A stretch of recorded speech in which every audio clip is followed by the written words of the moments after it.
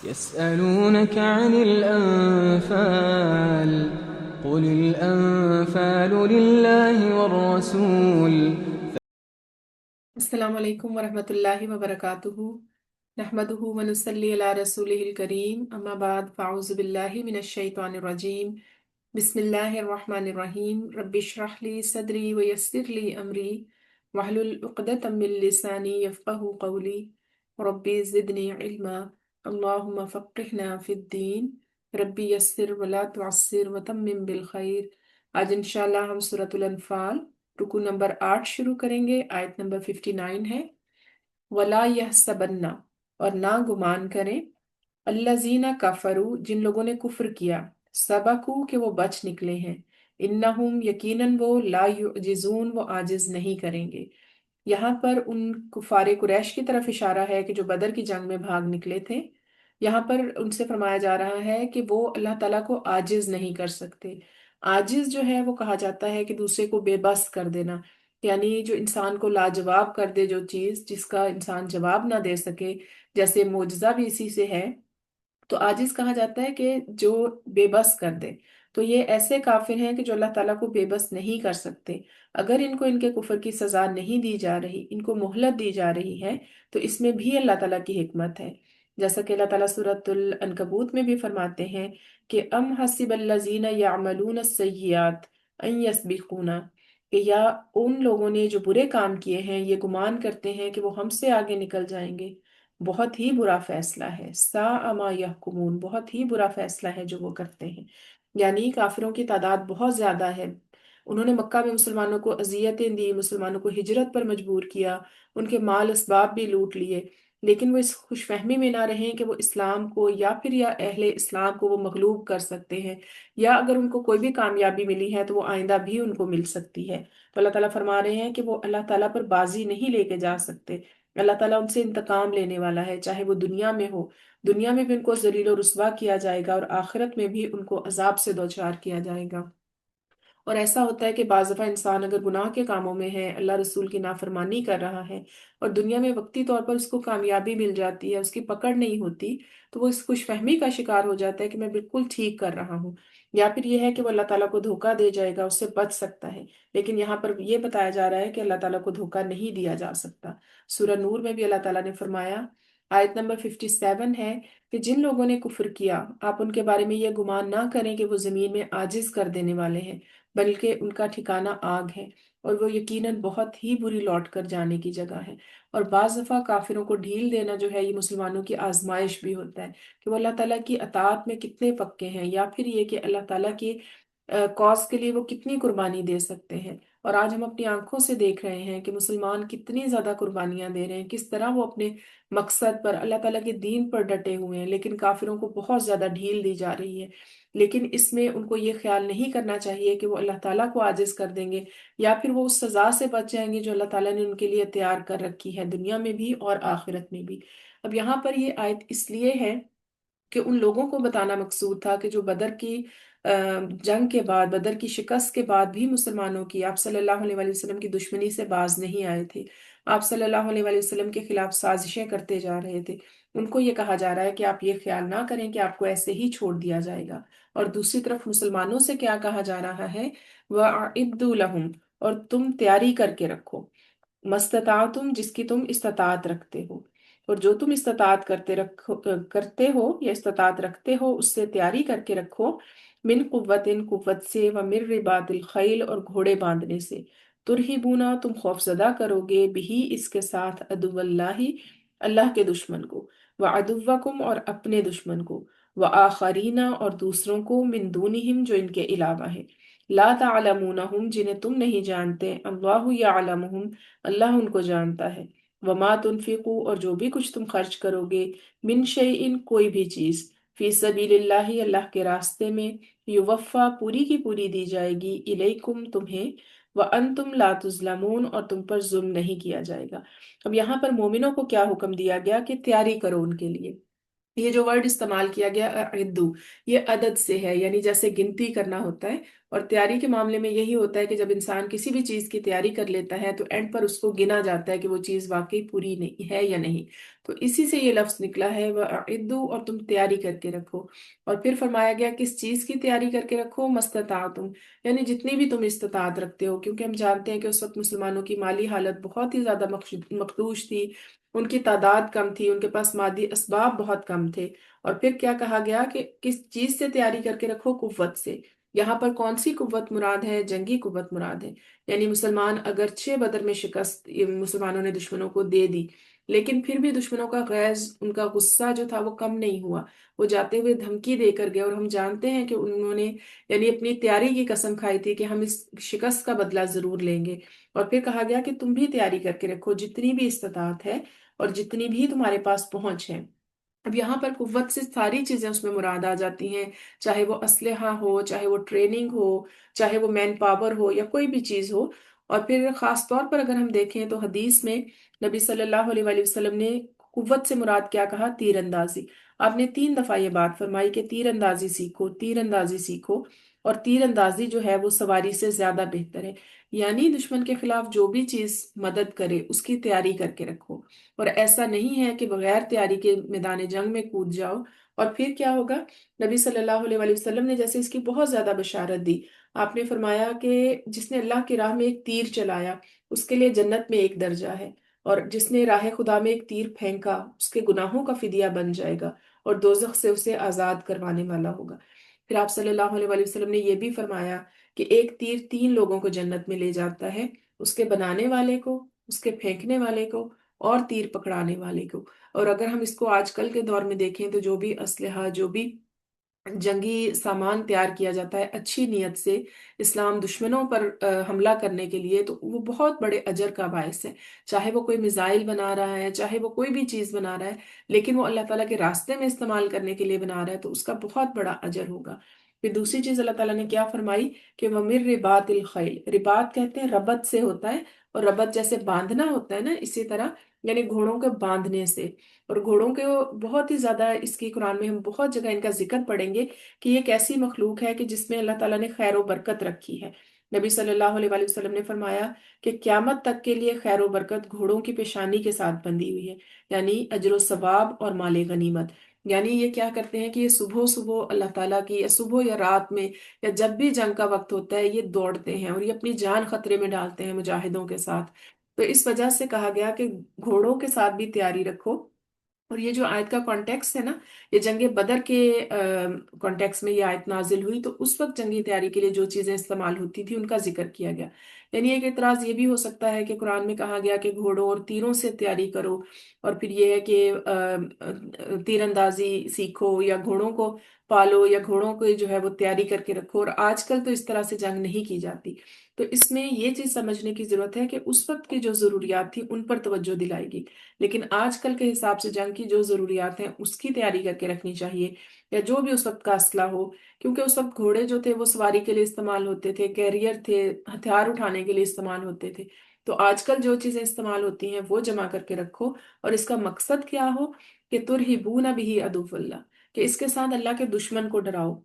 یعنی اللہ تعالیٰ کے دشمن کو تم ان تیاریوں سے خوفزدہ کرو گے. اور ترہبون سے مراد رسوا کرنا بھی ہے، یعنی مشرک جو ہیں، جو اللہ تعالیٰ کے دشمن ہیں، وہ اس سے مروب ہو جائیں گے. اور بعض دفعہ کیا ہوتا ہے کہ انسان کی جو جنگی تیاری ہے، یا پھر یہ کہ اس کی جو جنگی ساز و سامان ہے، وہ دشمن کو خوفزدہ کرنے کے لیے کافی ہوتا ہے. جیسا کہ ہم نے جنگ بدر کے معاملے میں پڑھا کہ وہ مسلمانوں کی خبریں پوچھ رہے تھے کہ کہاں سے نکلے ہیں، کتنے آدمی ہیں. اسی طرح مسلمان ان کے قافلے کی خبر رکھتے تھے کہ کتنے آدمی ہیں، کتنا اسلحہ ہے ان کے پاس. کیا چیز ہوتی ہے کہ یہ دشمن کو مروب رکھتی ہے. اور سامان جنگ جو جمع کرنے کا حکم دیا گیا، اس کا اصل مقصد جو ہے وہ جنگ کرنا یا قتل و غارت کرنا نہیں، بلکہ مروب اور مغلوب کر دینا ہے دشمنوں کو. اور پھر یہ کیا ہوتا ہے، یہ ہر طرح سے ہو سکتا ہے، چاہے وہ قلم کے ذریعے ہو، چاہے وہ اسلحے کے ذریعے ہو، چاہے وہ کسی طرح بھی ہو، کہ اپنا دفاع کرنا جو ہے وہ فرض ہے. اور یہ جو روب ہوتا ہے نا، یہ جنگ میں بہت زیادہ کام آتا ہے. اب آج کل مسلمان اتنی زیادہ بڑی تعداد میں ہونے کے باوجود، اتنا یعنی کچھ مسلم ممالک ہیں بہت زیادہ امیر ہیں، اتنا مال و دولت ہونے کے باوجود کس وجہ سے وہ قابو نہیں پا سکتے دشمنوں پہ، کیونکہ ان کے دلوں سے روب نکال دیا گیا۔ کافروں کے دلوں میں مسلمانوں کا روب نہیں ہے، اتنی بڑی تعداد کے باوجود ان کو پتا ہے کہ ان کی کوئی تیاری نہیں، ان کی کوئی اتحاد نہیں ہے۔ تو اس وجہ سے یہاں پر فرمایا گیا کہ جنگی تیاریوں سے تم کیا کرو کہ ان کے دلوں میں روب ڈالو۔ اور پھر کیا فرمایا گیا کہ عدو اللہ، اللہ کے دشمن، و عدوکم، اور تمہارے دشمن جو بظاہر تمہیں نظر آ رہے ہیں، جو تمہارے ساتھ جنگ کے موقع پر سامنے ہیں، وہ آخرین، اور ان کے علاوہ بھی کچھ دوسرے لوگ ہیں، لا تعلمونہم، جن کو تم نہیں جانتے۔ یعنی بظاہر تو وہ تمہارے ساتھ مسلمان ہوئے ہیں، بظاہر تمہارے ساتھ جہاد میں بھی شریک ہو رہے ہیں، لیکن وہ کون ہیں؟ وہ منافق ہیں۔ اللہ یعلمہم، اللہ تعالیٰ انہیں جانتے ہیں۔ کفار قریش کے علاوہ بہت سے ایسے قبائل تھے کہ جو ابھی اسی کشمکش کا شکار تھے کہ اسلام لائیں یا نہ لائیں، یا پھر یہ کہ در پردہ وہ مسلمانوں کے خلاف سازشیں کر رہے تھے۔ لیکن مسلمانوں کی تیاری اور جنگی فتح نے ان کو بہت زیادہ حوصلہ دیا اور کافروں کے دلوں میں روب ڈال دیا۔ تو اللہ تعالیٰ فرماتے ہیں کہ ایسے منافقین جن کے بارے میں تم نہیں جانتے، اللہ تعالیٰ کے علم سے فائدہ اٹھاؤ اور جو تمہیں حکم دیا جا رہا ہے اس پر عمل کرو، ان کے خلاف اپنی جنگی تیاری جو ہے وہ پوری کر کے رکھو۔ اور وما تنفقو، اور پھر کیا کہا گیا کہ جنگی تیاری کے ساتھ ساتھ اس چیز کی ضرورت ہوتی ہے، مال و دولت کی، کیونکہ ان ہتھیاروں پر، ان سواریوں پر، ان مجاہدین کو تیار کرنے پر کس چیز کی ضرورت ہوتی ہے؟ مال و دولت کی ضرورت ہوتی ہے۔ تو بہت سے ایسے لوگ ہیں کہ جو میدان جنگ میں تو نہیں جا سکتے، لیکن وہ اپنے مال سے مدد کر سکتے ہیں، یا اگر کوئی مال سے بھی مدد نہیں کر سکتا تو ایک حدیث میں آتا ہے کہ جو مجاہد ہے جو میدان جنگ میں گیا ہے، اس کے پیچھے اس کے گھر والوں کی خیر خبر رکھنا، یہ بھی باعث اجر ہے۔ تو جس طرح بھی تم جہاد میں مدد کر سکتے ہو تو مدد کرو، کیونکہ اللہ تعالیٰ کے راستے میں تم جو بھی چیز خرچ کرو گے، چاہے وہ کم ہو یا زیادہ، اس کا اجر کئی گنا بڑھا کر تمہیں دیا جائے گا۔ یوفا الیکم، یعنی پورے کا پورا، کم تو کسی صورت بھی نہیں، پورے کا پورا، یا پھر کئی گنا، اور ایک جگہ پر آتا ہے کہ 700 گنا یا اس سے بھی زیادہ بڑھا کر دیا جائے گا۔ اور پھر نبی صلی اللہ علیہ وآلہ وسلم ایک جنگ یعنی جیش اسرا کے تیاری کے وقت سیدنا عثمان رضی اللہ تعالیٰ عنہ لے کر آئے تھے۔ آپ صلی اللہ علیہ وآلہ وسلم نے جب ڈونیشنز وغیرہ اور یعنی مطالبہ کیا تھا، اس چیز کا اعلان فرمایا تھا کہ مالی تیاری کے لیے، جنگی تیاری کے لیے مالی مدد کی ضرورت ہے، تو حضرت عثمان رضی اللہ تعالیٰ 1000 دینار لے کر آئے تھے۔ اور آپ صلی اللہ علیہ وآلہ وسلم اتنے زیادہ خوش ہوئے ان کے اس ڈونیشن سے کہ آپ نے اپنی گود میں وہ اشرفیاں جو وہ لے کر آئے تھے، آپ الٹ پلٹ رہے تھے، اور اتنے زیادہ مسرت کا اظہار کیا آپ نے کہ آپ نے فرمایا کہ عثمان اس کے بعد جو بھی عمل کرے گا اس کو ضرر نہیں پہنچے گا، یعنی مواخذہ نہیں ہوگا۔ یعنی اس سے ہمیں پتہ چلتا ہے کہ مال جنگ میں، یعنی سوری، جنگی جو تیاری ہے اس میں مال فراہم کرنا بھی اتنے ہی زیادہ اجر و ثواب کا باعث ہے۔ اور اسلام کیا چاہتا ہے؟ اسلام ایک امن پسند دین ہے، اور اسلام یہ چاہتا ہے کہ یعنی ان کی تیاری کے لیے، ان کے ساتھ جنگ کے لیے اپنا مال و اسباب تیار رکھا جائے، لیکن یہ کہ بلا وجہ لڑائی کو یا بلا وجہ اس کو پسند نہیں کیا جاتا، جنگ کو بلا وجہ پسند نہیں کیا جاتا۔ جیسے کہ ہم اگلی آیت میں دیکھیں گے، اللہ تعالیٰ فرماتے ہیں کہ ان جانا ہو، اور اگر وہ مائل ہو جائیں لسلمی، صلح کی طرف، کون؟ کافر، فجنح لہا، تو آپ بھی مائل ہو جائیں، وتوکل علی اللہ، اور اللہ تعالیٰ پر بھروسہ کریں، انہ هو السمیع العلیم، بلا شبہ وہی سب کچھ سننے والا، سب کچھ جاننے والا ہے۔ اب صلح کی طرف کون مائل ہو جائے؟ کفار، یعنی جو جنگ کرنے والے ہیں وہ صلح کی طرف مائل ہو جائیں تو آپ بھی اس کے لیے مائل ہو جائیں۔ اور پھر کیا ہوتا ہے کہ اس سے ہمیں یہ بھی پتہ چلتا ہے کہ اسلام امن کا دین ہے۔ جنگ کا کانسیپٹ کس لیے دیا گیا؟ امن کو قائم کرنے کے لیے دیا گیا، لیکن اگر دشمن جنگ چھوڑ دیں تو پھر آپ بھی امن کی طرف مائل ہو جائیں۔ اور اگر صلح کی درخواست کی جاتی ہے تو وہ کس وجہ سے کی جاتی ہے؟ کہ فریق جو ہے وہ کمزور ہو گیا، یا مسلمانوں کی تیاریاں دیکھ کے وہ مروب ہو گئے، اور پھر انہوں نے جنگ کرنے کے قابل اپنے آپ کو نہ سمجھا، تو انہوں نے کچھ وقت مانگا یا پھر صلح کی درخواست کی۔ اور عام طور پر کمزور فریق صلح کی درخواست کیوں کرتا ہے؟ تاکہ انہیں جنگی تیاریوں کے لیے وقت مل جائے، تھوڑا سا مضبوط ہو کر وہ دوبارہ مقابلے پر آئیں۔ لیکن کہا گیا کہ آپ اس چیز کو مد نظر نہ رکھیں کہ اب یہ ان کو مزید وقت مل جائے گا، اگر ہم نے انہیں چھوڑا تو پھر یہ دوبارہ طاقتور ہو کر حملہ کریں، بلکہ کیا کریں؟ ان کو صلح کا موقع دیں، اور وہ توکل علی اللہ، اور اللہ تعالیٰ پر بھروسہ رکھیں۔ یعنی اللہ تعالیٰ نے جس وقت آپ کی پہلے مدد کی تھی، جس طرح میدان جنگ میں، میدان بدر میں، اسی طرح اللہ تعالیٰ آپ کی دوبارہ بھی مدد کریں گے۔ لیکن کیا کریں کہ آپ انہیں امن کا موقع ضرور دیں، صلح کا موقع ضرور دیں۔ اور پھر عام طور پر جیسے یہ سمجھا جاتا ہے نا کہ مسلمانوں کو بہت زیادہ سمجھا جاتا ہے کہ ان کی کتاب میں بہت زیادہ لڑائی جھگڑے کی ترغیب دی گئی ہے، اور بار بار ان کو لڑائی جھگڑے پر ابھارا گیا ہے، اس طرح کی باتیں بہت زیادہ ایک مسکنسیپشن پھیلائی جاتی ہے۔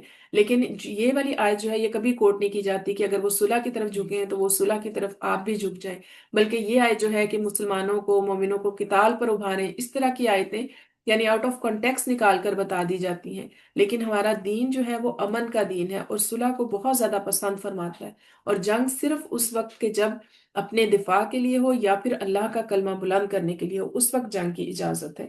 اور پھر کہا گیا کہ انہو هو السمیع العلیم، یعنی اللہ تعالیٰ سننے والا ہے، جاننے والا ہے۔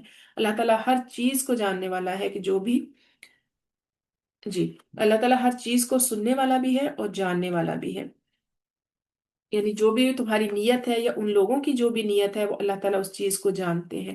اور اگر یعنی بظاہر وہ صلح پر راضی ہو گئے ہیں تو آپ بھی صلح پر راضی ہو جائیں، لیکن کیا ہو کہ اگر اس کے بعد وَإِن يُرِيدُوا، اور اگر وہ چاہیں ان يخدعوك، کہ وہ آپ کو دھوکا دے، فَإِنَّ حَسْبَكَ اللَّهُ، تو بے شک اللہ تعالیٰ ہی تمہارے لیے کافی ہے۔ والذی، وہی ہے، ایدک، جس نے مدد کی آپ کی، بنصرہ، اپنی مدد کے ساتھ، وبالمؤمنین، اور مومنوں کے ذریعے، یعنی مومنوں کے ذریعے آپ کی مدد کی، آپ کو قوت دی، آپ کی تائید کی۔ تو یہاں پر اللہ تعالیٰ نبی صلی اللہ علیہ وسلم سے فرما رہے ہیں کہ اگر اس بظاہر صلح کے بعد وہ آپ سے دغا بازی کریں، آپ کو دھوکا دے، تو جان لیں کہ اللہ تعالیٰ آپ کے لیے کافی ہے۔ ان کی خیانت جو ہے وہ آپ کو کسی طرح بھی نقصان نہیں پہنچا سکتی۔ اور کافروں کے مکر و فریب کے بارے میں مسلمان بھی آگاہ تھے، لیکن بہت سی ایسی ان کی حرکتیں تھیں کہ جو اللہ تعالیٰ کے علاوہ کوئی نہیں جانتا تھا۔ اللہ تعالیٰ ان کے تمام امور کی نگرانی کر رہے تھے کہ وہ کیا کر رہے ہیں۔ تو اللہ تعالیٰ فرماتے ہیں کہ اللہ تعالیٰ آپ کے لیے کافی ہے، جس طرح انہوں نے پہلے آپ کی مدد کی، آپ کو قوت دی، اسی طرح اللہ تعالیٰ دوبارہ بھی آپ کی مدد فرمائیں گے، اور مومنوں کے ذریعے آپ کو جو ہے وہ بہت زیادہ آپ یہ کہہ لیں کہ فتح اور نصرت سے نوازیں گے۔ اور ہم یہ جانتے ہیں کہ جیسا پہلے بھی ہم نے دیکھا کہ اللہ تعالیٰ نے ہر موقع پر مسلمانوں کو مدد کی، اور پھر مومنین کے ذریعے اللہ تعالیٰ نے نبی صلی اللہ علیہ وسلم کو قوت دی۔ اور پھر ان جنگوں کے بعد اللہ تعالیٰ کیا فرما رہے ہیں کہ ان کا مقصد کیا ہے، یا اسلام کے آنے کا مقصد کیا ہے، وَأَلَّفَ بَيْنَ قُلُوبِهِمْ، اور اللہ تعالیٰ نے ان کے دلوں میں باہمی الفت ڈال دی۔ لَوْ أَنفَقْتَ مَا فِي الْأَرْضِ، لَوْ أَنفَقْتَ، اگر خرچ بھی کر دیتے، ما فی الارضی، جو کچھ زمین میں ہے، جمیعاً، سب کا سب، ما الفت بین قلوبہم، تب بھی آپ ان کے دلوں میں الفت نہ ڈال سکتے، ولکن اللہ الف بینہم، لیکن اللہ تعالیٰ نے ان کے درمیان الفت ڈال دی۔ انہ عزیز حکیم، یقیناً وہ سب پر غالب ہے، حکمت والا ہے۔ تو یہاں پر اس چیز کا مقصد بیان ہو رہا ہے کہ اللہ تعالیٰ نے کس طرح سے نبی صلی اللہ علیہ وسلم کے آنے کے بعد جزیرت العرب کی حالت ہی بدل دی۔ ہم جانتے ہیں کہ یہ وہ لوگ تھے جن کو لڑائی جھگڑے میں بہت زیادہ دلچسپی تھی، ہر طرف جنگیں، لڑائی جھگڑا ہوتا تھا، لڑنا جھگڑنا یعنی ان کا پسندیدہ مشغلہ تھا۔ چھوٹی چھوٹی بات پر جو ان کی لڑائیاں ہوتی تو وہ نسلوں تک چلتی تھیں، اور اس کا بہت ہی اچھا حال کسی شاعر نے شعر کی شکل میں بھی اسی طرح سے بیان کیا تھا کہ کبھی پانی پینے پلانے پہ جھگڑا، کبھی گھوڑا آگے بڑھانے پہ جھگڑا، یعنی اتنی چھوٹی چھوٹی باتوں پر، پانی پینے پلانے پر، جانوروں کی ریس پر ان کا جھگڑا ہو جاتا، اور وہ نسلوں تک ان کی لڑائیاں چلتی تھی۔ لیکن نبی صلی اللہ علیہ وسلم کے آنے کے بعد، اسلام کا پیغام پھیلنے کے بعد، یہاں پر یہ معاشرہ امن کا معاشرہ ہو گیا، اور وہ لوگ جو کہ ایک دوسرے کے خون کے پیاسے تھے وہ آپس میں مل کر بیٹھنے لگے، ایک دوسرے کے دوست بن گئے۔ تو اس سے ہمیں کیا پتہ چلتا ہے کہ اسلام صرف زبانی پیغام نہیں دیتا، اسلام ایک حقیقت میں امن قائم کرنے والا مذہب ہے۔ اور اس سے پیچھے ہم جتنی بھی آیات پڑھتے آ رہے ہیں جنگ کے بارے میں، تو اس سے کہیں یہ شبہ پیدا نہ ہو جائے کہ اسلام جو ہے وہ لڑنے جھگڑنے پر ترجیح دیتا ہے، یا پھر یہ ہے کہ دشمنوں کو بس مارنا ہی ہے ہر صورت میں، بلکہ اس سے پچھلی آیت میں پڑھا کہ مارنا ہر صورت میں ضروری نہیں، اگر وہ صلح کرنا چاہیں تو تم بھی صلح کرو۔ اسلام اصل میں وہ دین ہے کہ جس نے آ کر لڑائی جھگڑے کو، جس نے بغض کو ختم کیا۔ جیسے کہا گیا کہ قبائل کو شیر و شکر کر دکھایا، یعنی شیر و شکر سے مراد یہ ہے کہ آپس میں ان کی محبت ڈال دی۔ ہم جانتے ہیں کہ وہاں پر جو قبائلی نظام تھا کس طرح سے اس نے عرب کے ٹکڑے ٹکڑے کر رکھے تھے، ہر کوئی اپنے قبیلے میں بٹا ہوا تھا، اور جو قبائلی عصبیت تھی وہ ہر چیز پر حاوی تھی۔ تو اللہ تعالیٰ نے اسلام کی نعمت کے ساتھ تمہارے دلوں کو جوڑ دیا۔ اور دوسرے جو ارد گرد کے قبائل تھے، یہودی تھے، وہ بھی حیران تھے کہ کس طرح یہ خون کے پیاسے قبائل جو ہیں وہ ایک کاز کے لیے، ایک مقصد کے لیے اکٹھے مل کر کام کر رہے ہیں۔ تو جیسا کہ اللہ تعالیٰ نے سورہ آل عمران میں بھی فرمایا، آیت نمبر 103 ہے، اور اپنے اوپر اللہ تعالیٰ کی نعمت کو یاد کرو کہ جب تم ایک دوسرے کے دشمن تھے تو اللہ تعالیٰ نے تمہارے دلوں کے درمیان الفت ڈال دی، تو تم اس کی نعمت سے بھائی بھائی بن گئے۔ اور تم آگ کے گڑھے کے کنارے پر تھے تو اس نے تمہیں اس سے بچا لیا۔ اسی طرح اللہ تعالیٰ اپنی نشانیاں تمہارے لیے کھول کھول کر بیان کرتا ہے تاکہ تم ہدایت پا جاؤ۔ یعنی ایمان کی روشنی سے اللہ تعالیٰ نے ان کے دل جوڑ دیے آپس میں، اور وہی لوگ جو آپس میں بہت زیادہ لڑائی جھگڑے میں تھے، اللہ تعالیٰ نے ان کے دلوں میں الفت ڈال دی۔ اور اس سے یہ بھی ایک بات پتہ چل رہی ہے اس آیت سے کہ آپ صلی اللہ علیہ وآلہ وسلم ان کے دلوں کو نہیں جوڑ سکتے تھے۔ یعنی اگر مقصد اللہ کا کلمہ نہ ہوتا، اللہ تعالیٰ ان کے دلوں میں محبت الفت نہ ڈالتے، تو کوئی بھی اور اس پر قدرت نہیں رکھتا تھا، کیونکہ اللہ تعالیٰ نے فرمایا کہ اگر زمین میں جو بھی کچھ ہے وہ سب خرچ کر دے تب بھی آپ ان کے دلوں میں الفت نہ ڈال دیتے۔ یعنی نبی صلی اللہ علیہ وآلہ وسلم ساری دنیا کی دولت بھی خرچ کر لیتے، جو ان کے درمیان دشمنی تھی وہ ختم نہیں کر سکتے تھے، کیونکہ جیسا کہ ہم نے پہلے بھی ڈسکس کیا کہ جزیرت العرب میں بہت زیادہ مار دھاڑ کا نظام تھا، اور بہت زیادہ یعنی جنگوں کا سسٹم تھا۔ اور اس سے ایک بات یہ بھی ہمیں پتہ چلتی ہے کہ جو دلوں کی محبت ہے، دلوں میں الفت ڈالنا ہے، وہ اللہ تعالیٰ کے علاوہ اور کسی کی قبضہ قدرت میں نہیں ہے۔ چاہے وہ کوئی انسان ہو، ہم جتنا مرضی بھی کوشش کر لیں کہ ہم اپنے حسن سلوک سے اس کو متاثر کر لیں، ہم کوئی مال و دولت سے، کوئی تحفے تحائف دے کر، لیکن جب تک اللہ تعالیٰ دلوں میں محبت نہیں ڈالتے تو کوئی بھی دل آپس میں مل نہیں سکتے، کیونکہ تمام دل جو ہے وہ اللہ تعالیٰ کی انگلیوں کے درمیان ہے۔ اللہ تعالیٰ ان کو پلٹتے رہتے ہیں، دلوں کی حالت جو ہے وہ تبدیل ہوتی رہتی ہے۔ تو اسی وجہ سے جیسے اللہ تعالیٰ نے ماں باپ کے دل میں اولاد کی محبت ڈال دی ہے، تو اولاد جو بھی کچھ کر لے ماں باپ اس سے باہر نہیں نکل سکتے، یعنی اپنی اس محبت کے ہاتھوں مجبور ہیں۔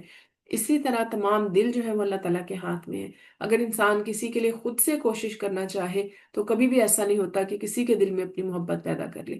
اسی وجہ سے یعنی اللہ تعالیٰ سے ہی دعا کرنی چاہیے۔ اگر کوئی ایسا رشتہ ہے جو کوئی بدگمان ہے، یا اگر کوئی ایسا شخص ہے، آپ کا کوئی ایسا رشتہ ہے، آپ کی اولاد ہے یا شوہر بیوی ہے یا کوئی بھی ہے، بہن بھائی ہے، اگر کوئی بھی درمیان میں ناچاکی ہے یا کوئی بھی ایسی چیز ہے، تو اللہ تعالیٰ سے ہی دعا کرنی چاہیے کہ اللہ تعالیٰ ان کے دلوں کو صاف کریں، اللہ تعالیٰ آپس میں محبت ڈالیں، تو ہی ڈال سکتے ہیں، ورنہ کوئی انسان اگر پوری دنیا کا مال و دولت بھی خرچ کر لے تو وہ دلوں میں محبت نہیں ڈال سکتا۔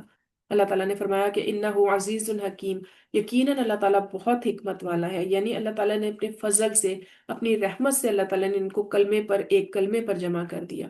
اسی طرح غزوہ حنین کے موقع پر اگر ہم دیکھیں تو نبی صلی اللہ علیہ وآلہ وسلم نے زیادہ جو تھا وہ مال غنیمت میں سے مہاجرین کو دیا، انصار کو کچھ نہیں دیا، تو انہیں اس بات کا ملال ہوا۔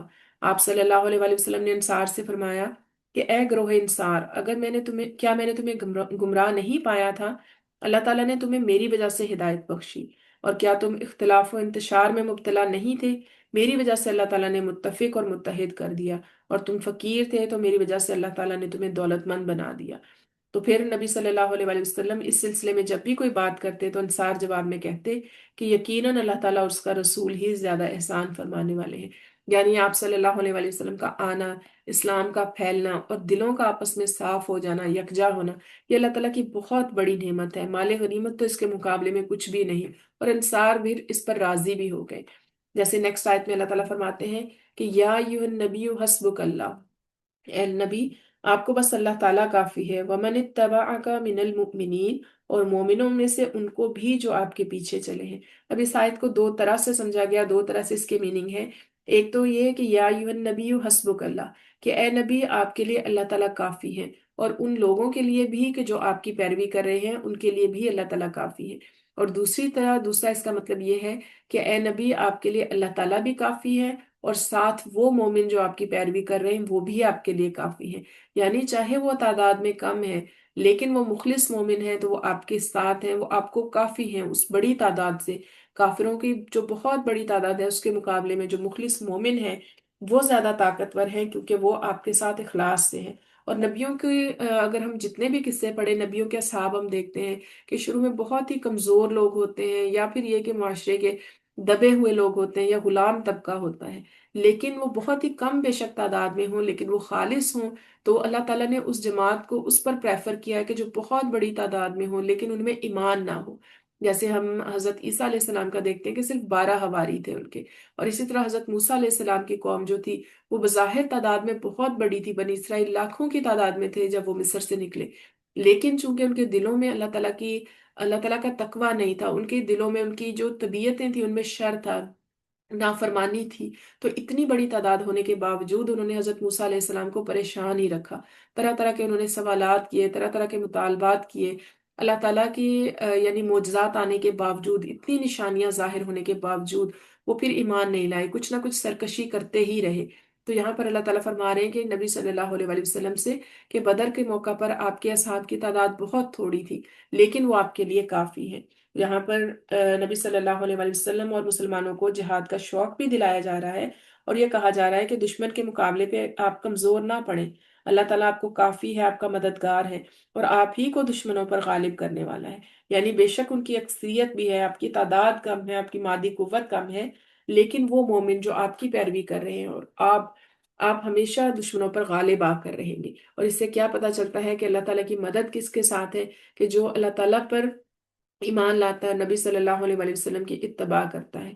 और यहाँ पर एक तरह से अल्लाह ताला ने जमानत दी है कि या अय्युहन नबी हस्बुक अल्लाह, कि या नबी आपको अल्लाह ताला काफी है। और अल्लाह ताला की ये जो जमानत है, ये मुसलमानों को, और खास तौर पर उस जंग के मौका पर नबी सल्लल्लाहु अलैहि वसल्लम की जुबान मुबारक से जब उन्होंने ये आयात सुनी, ये बात सुनी कि अल्लाह ताला की मदद हर सूरत में आएगी, तो ये फिर इत्मीनान और भरोसे से इंसान को भर देती है, और फिर इंसान जो है वो अल्लाह ताला के अहकामात पर पूरी तरह अमल करने के लिए राजी हो जाता है। तो अल्हम्दुलिल्लाह ये आयत हम यहाँ पर हमारा रुकू कंप्लीट हुआ, और नेक्स्ट आयत इसी से रिलेटेड है, रुकू नंबर 9 की, कल हम इंशाल्लाह पढ़ेंगे। तो अल्हम्दुलिल्लाह ये हमारा कंप्लीट हो गया यहाँ पर। सुब्हानक अल्लाहुम्मा व बिहम्दिका नशहदु अल्ला इलाहा इल्ला अंता नस्तगफिरुका व नतूबु इलैक। अस्सलामु अलैकुम व रहमतुल्लाहि व बरकातुहू।